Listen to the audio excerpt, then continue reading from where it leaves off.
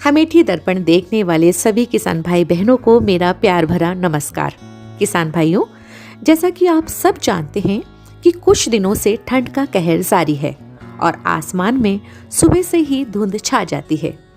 उसी को मद्देनजर रखते हुए आज हम आप सब किसान भाइयों के लिए इस वीडियो के माध्यम से कुछ महत्वपूर्ण जानकारियां साझा कर रहे हैं।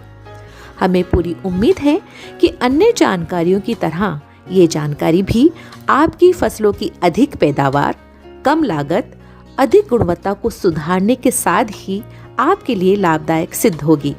किसान भाइयों, आज हम आपके साथ साझा कर रहे हैं गेहूं में पीले रतुए से संबंधित कुछ महत्वपूर्ण जानकारियां। पीला रतुआ गेहूं की फसल में लगने वाला एक घातक रोग है जो पक्सिनिया स्ट्राइफार्मिस नामक कवक के द्वारा फैलता है। इस रोग में लगभग 8 से 13 सेल्सियस तापमान जीवाणु जमाव और पौधों में संक्रमण उत्पन्न कर देता है, जबकि लगभग 12 से 15 डिग्री सेल्सियस तापमान होने पर यह रोग पूरे क्षेत्र में फैल जाता है। इस रोग में पत्तियों का सिर्फ पीला होना रोग के लक्षण नहीं है। शुरू की अवस्था में ये रोग खेत में 10 से 15 पौधों पर एक गोल दायरे में शुरू होता है। बाद में पूरा खेत इस रोग से ग्रसित हो जाता है। इस रोग में पत्तियों पर पीले रंग की धारियां और छोटे छोटे धब्बे कतारों में बन जाते हैं और पत्तियों को पूरा पीला कर देते हैं। यदि हम इन पत्तियों को हाथ से छूकर देखें तो पीला पाउडर हाथ पर लग जाता है। अगर सफेद कपड़े पहनकर खेत में जाते हैं तो कपड़े पीले हो जाते हैं। गंभीर अवस्था में पीला पाउडर जमीन पर भी गिरा देखा जा सकता है। मौसम में बदलाव यानी कि 23 डिग्री सेल्सियस तापमान पहुंचने पर इस रोग का फैलाव अपने आप रुक जाता है।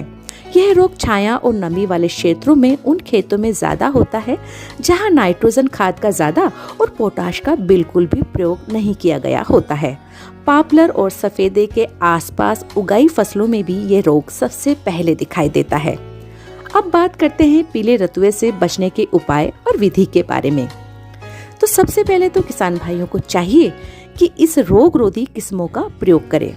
इस रोग के आने के बाद प्रोपिकोनाजोल 25 EC या टेबुकोनाजोल 25 EC का 0.1% का घोल बनाकर छिड़काव करें। 1 एकड़ खेत के लिए 200 मिलीलीटर दवा 200 लीटर पानी में मिलाकर छिड़काव करें। फसल की छोटी अवस्था में पानी की मात्रा 100 से 120 लीटर प्रति एकड़ रखी जा सकती है। रोग के प्रकोप और फैलाव को देखते हुए दूसरा छिड़काव 15 से 20 दिनों के अंतराल में हम फिर से दोहरा सकते हैं।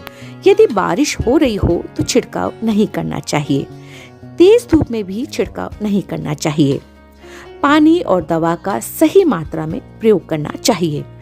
यदि छिड़काव के 3 घंटे बाद बारिश आ जाती है तो दोबारा छिड़काव नहीं करना चाहिए, क्योंकि दवा 2 से 3 घंटों में पौधों में प्रवेश कर जाती है।